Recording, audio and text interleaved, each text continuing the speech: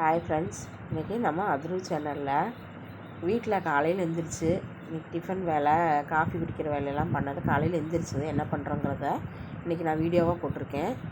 வாசக்கூட்டி தொளித்து எழுந்திரிச்சதும் வாசக்கூட்டி தொளித்து கோலம் போட்டு வந்து அடுப்பை பற்ற வச்சு பாலை ஊற்றிட்டேன்.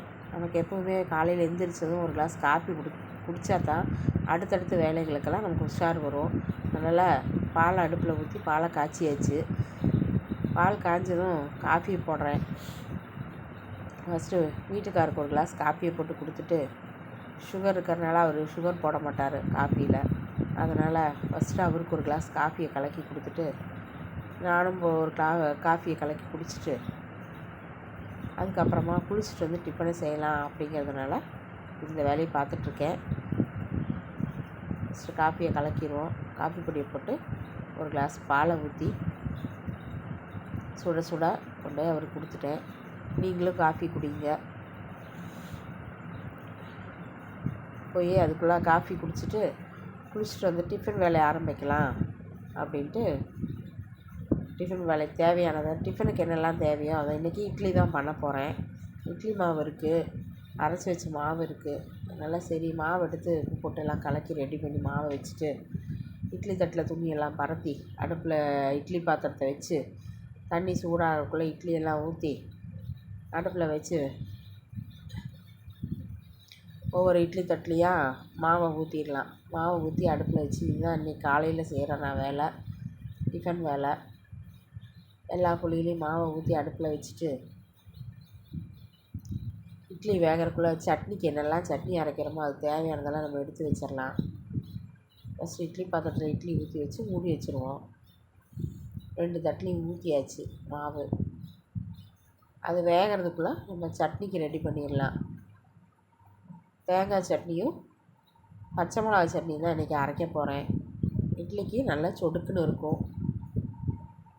அதை பண்ணிடலாம். அடுப்பில் வச்சுருவோம். அடுப்பில் வச்சுட்டு 2 தட்டையும் வச்சு மூடி வச்சிடலாம்.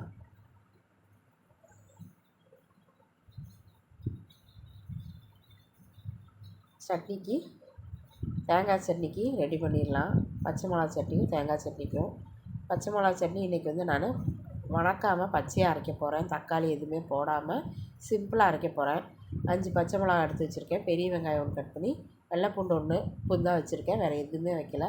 தேங்காய் சட்னிக்கு தேங்காய், பச்சை மிளகா, பொட்டுக்கடலை, உப்பு, ஒரு வெள்ளை வெங்காயம் எல்லாம் வச்சுருக்கேன். தேங்காய் சட்னியை மிக்ஸி ஜாரில் போட்டு அரைச்சி எடுத்துகிட்டு வந்துட்டேன். அதை ஒரு பாத்திரத்தில் ஊற்றி தாளிச்சிடுவோம். அதைய கடுகு போட்டு தாளித்து கொட்டிடலாம். தேங்காய் சட்னி ரெடி ஆயிடுச்சு. அடுத்தது மிக்ஸி ஜாரை கழுவி அதுலேயே வந்து பச்சை மிளகா சட்னிக்கு அரைச்சிடுவோம். அது ஓரமாக வச்சு மூடி வச்சிடலாம்.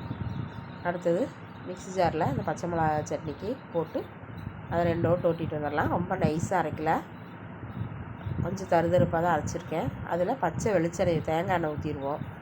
தேங்காய் எண்ணெய் ஊற்றி நல்லா கலக்கி வச்சிடலாம். சட்னி ரெடி ஆயிடுச்சு. அதுக்குள்ளே இட்லி வெந்திருக்கும். இட்லி வெந்துருச்சா நம்ம பார்த்துருவோம். தேங்காய் எண்ணெய் ஊற்றி நல்லா கலக்கி வச்சுருவோம். வச்சுட்டு இட்லி தொட்டு பார்த்தா இட்லி நல்லா வெந்துருச்சு.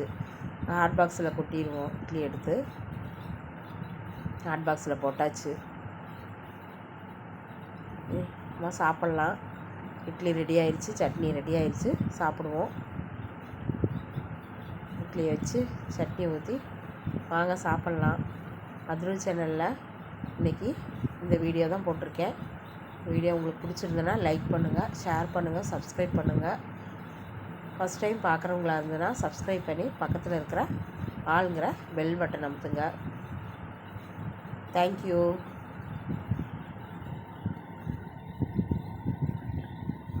எப்போவுமே ஒரே மாதிரி போட்டிருக்கேன்னு வீடியோவே போட்டுட்ருக்கேன்ட்டு இன்றைக்கி இந்த மாதிரி வீடியோ போட்டிருக்கேன்.